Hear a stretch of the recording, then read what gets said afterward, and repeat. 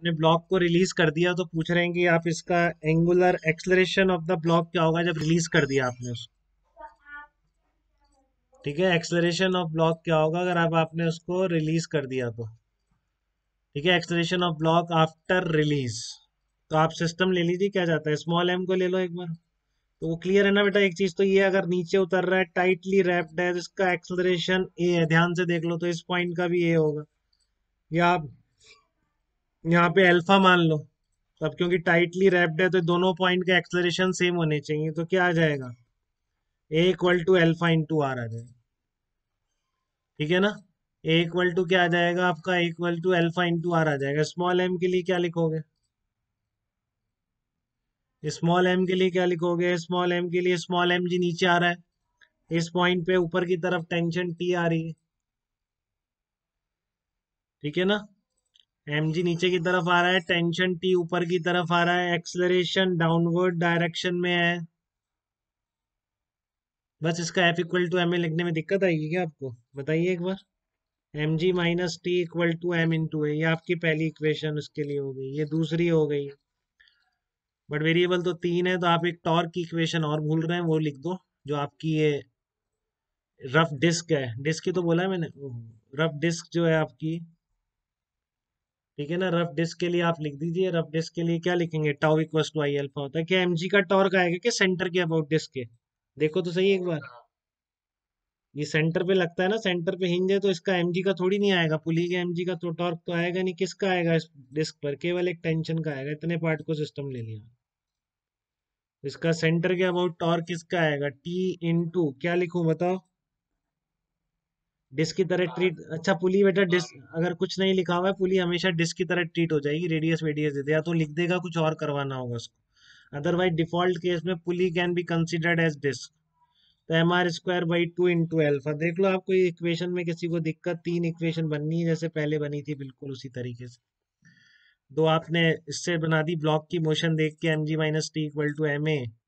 और एक इक्वेशन आपने टॉर्क से बना दी, एक जो कंडीशन ऑफ नो स्लिपिंग है, समझ रहे हैं बेटा। अब तक पुलिस फड़ा धड़ाधड़ स्लिप करती थी, स्लिप ही करती रहती थी, कोई फ्रिक्शन था ही नहीं।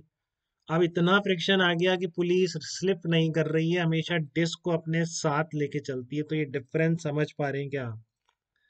ये आपका क्या है, ये है आपका कंडीशन ऑफ नो स्लिपिंग के लिए आया है। कंडीशन ऑफ नो स्लिपिंग, ये पुली पे स्ट्रिंग स्लिप नहीं कर रही है, साथ चलती है।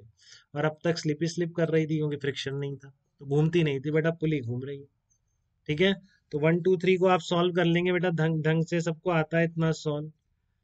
तो मैं मान के चल रहा हूँ कि हर बच्चा ये तीन इक्वेशन सॉल्व करके आंसर तो एटलीस्ट निकाल सकता है। Two into small m g upon two into small m plus capital M. तो बेटा ये पता रखिए, अब हर चीज बेवकूफ नहीं बनेंगे, अगली बार मैं कुछ पूछूं तो तुरंत जवाब आना चाहिए। सिर्फ आपकी क्लास के बच्चों के आते हैं, मैं कहीं और के बच्चों की बात तो कर ही नहीं रहा हूँ।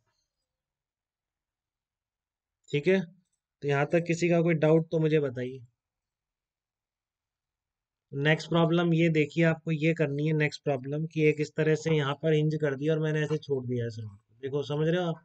बॉटम मोस्ट पॉइंट पे हिंज करके छोड़ूंगा तो ऐसे गिरेगी, ये तो घूम के टेढ़ा गिर रही है, लेकिन इसको ऐसे गिरना बोल रहा हूँ, यहाँ पर है तो इस तरह से ऐसे। ठीक है ना, ऐसे यहाँ पर रिलीज हिंज कर दिया, कुछ लगा दिया हो जिससे आप फ्री टू रोटेट कर देते हैं, अपन उसको हिंज ही बोलेंगे हमेशा। ठीक है। और फिर आपने क्या किया, इसको जरा से ऐसे करके छोड़ देंगे इस तरीके से, इस ये ऐसे ये सिचुएशन ले रहा हूँ।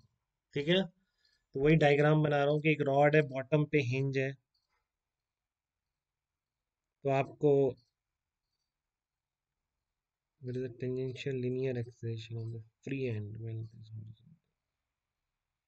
हाँ, तो आपको ये बताना है कि रॉड इस तरीके से गिर रही है, आपको इनिशियल पोजीशन ये थी, और फिर रॉड इस तरह से आ गई थीटा एंगल। ठीक है ना, रॉड इस तरह थीटा एंगल पर किसी सिचुएशन पर है। तो इस एंगल पे, इस ओ पॉइंट के अबाउट अल्फा बता सकते हैं कि आप, अल्फा क्या है, alpha not. Alpha naught of rod when it makes an angle theta with the vertical after it is released from theta equal to 0। तो इस थीटा पोजीशन पर कितना इसका एंगुलर एक्सलरेशन कितना हो, बताइए कैसे लिखें। इस थीटा पोजीशन पर क्या आप इस रॉड का एंगुलर एक्सलरेशन बता सकते हो क्या, इस सिचुएशन पर, इस इंस्टेंट पर, टी इंस्टेंट बोलते हैं, टी इक्वल टू जीरो, ये रही रॉ टी टाइम पर यहाँ पर है। तो इस टी टाइम पर इसका एंगुलर एक्सलरेशन अबाउट ओ कितना होगा, बताओ जल्दी से।